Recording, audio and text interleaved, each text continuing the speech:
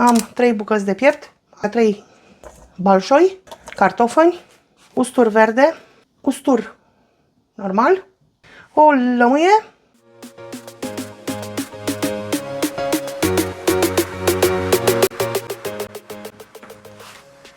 bună ziua și bine ați venit în bucătăria mea sau bucătăria termitelor pofticioase.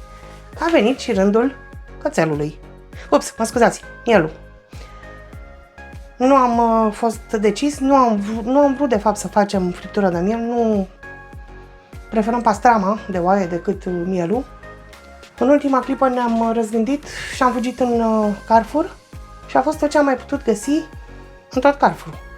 Niște cărniță de miel, zic ei. Eu am niște dubii. Seamănă un pic cu cărnița de pe cățelul meu, dar glumeam. Deci a venit vremea mielului să-l băgăm la cuptor. Am 3 bucăți de piept, asta am găsit. Mi-am pregătit aici 3 balșoi, cartofani, ustur verde, ustur normal, o lămâie și morcov, ceapă veche, puțină țelină și un ardei. Și acum să începem. Pentru început, un cuțit mic și periculos și cățeluși de usturoi care vor veni în cățelușul din tavă. Și facem așa.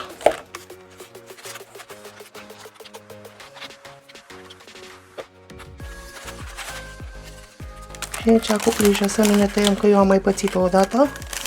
De Crăciun am ajuns la spital să-mi coasă degetul, făcând aceeași chestie cu bucata de slănină, pe care vreau să o punem la afumat.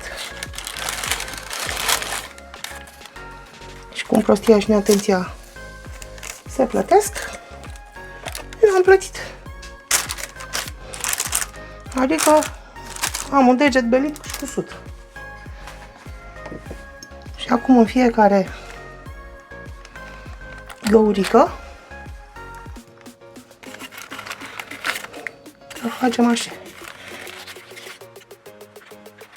Dacă nu avem mușchi la noi, ori mai insistăm cu cuțitul, ori chemăm termita cu mușchi.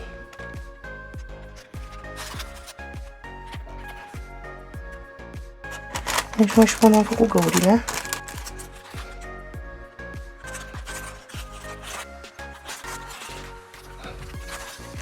Așa. Aici pe undeva parcă era.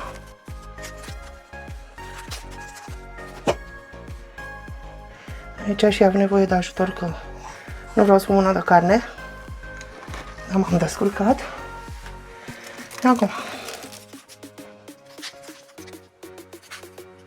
Sare, piper.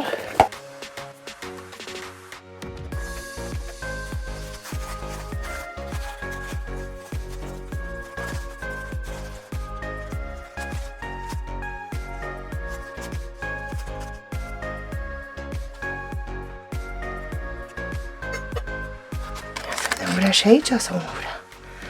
Trebuie să vrea, că e după cum vreau eu, nu după cum vrea ea. Sunt mult mai subțirea, nu? Și acum, cu foarfeca, voi face așa. 1, 2, 3, 4, 5, 6, 7, 8, 10. Voi încerca să tăiesc în 10. Dacă nu, ne mai ducem în fundul grădinii, în fundul la grădină și mai adunăm. Oricum, cred că o să mai trebuiască luat.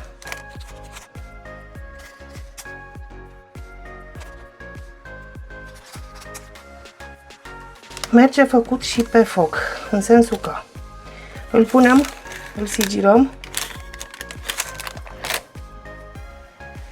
pe toate părțile, după care îl aruncăm în cuptor. Anul ăsta eu vreau să-l fac așa, nu mai vreau să prăjesc.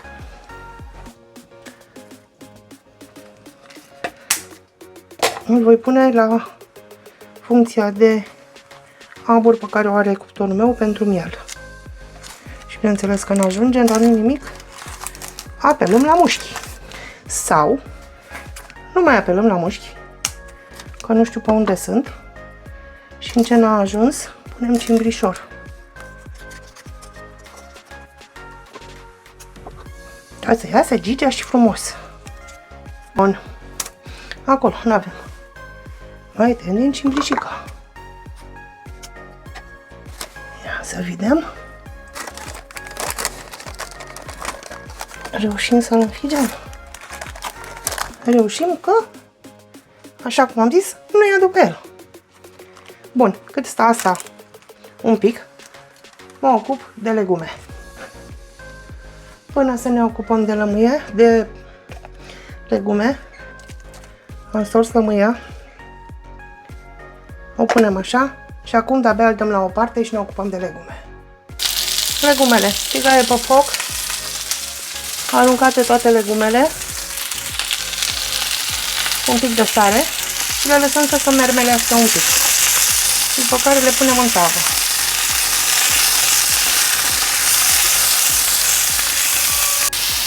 Tot acum punem și usturoiul ce a rămas. Ca să-l mermelim.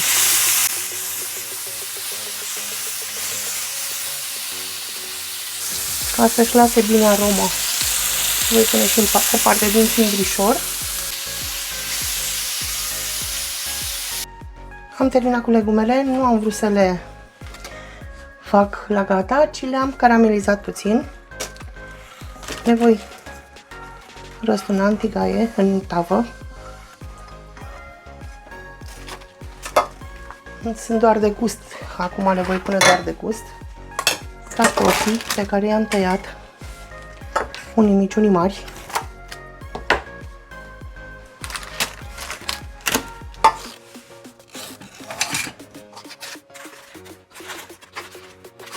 Amestecăm un pic. Eu am pus hârtie de copt ca să nu mi se arde, să nu mi se lipească ceva de tavă, să încep să frec ca disperata.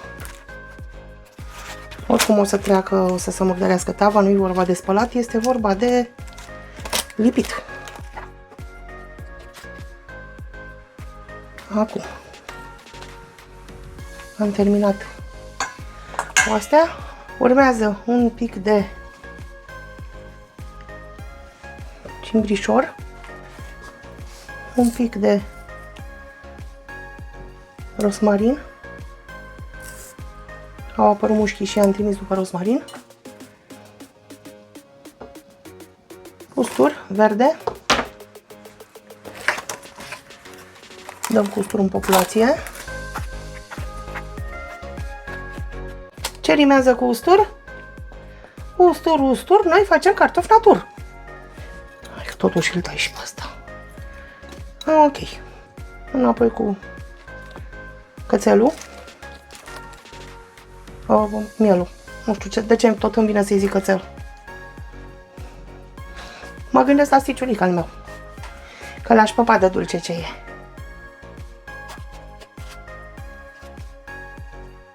Și dacă nu mănâncă termitele, nu vor, îl vor mânca. O idee de apă. Pentru că am spus că îl fac la abur. Pun doar așa de dragul de a pune. Și acum la cuptor, pe funcția de abur, vă spun la final ce înseamnă asta la cuptorul meu, câte grade și câte ore. Dacă mi-aduc eu bine aminte, când am făcut ultima oară animal de ăsta, l-am ținut cred că vreo 3 ore la vreo 100 de grade, dar mă uit și vă spun.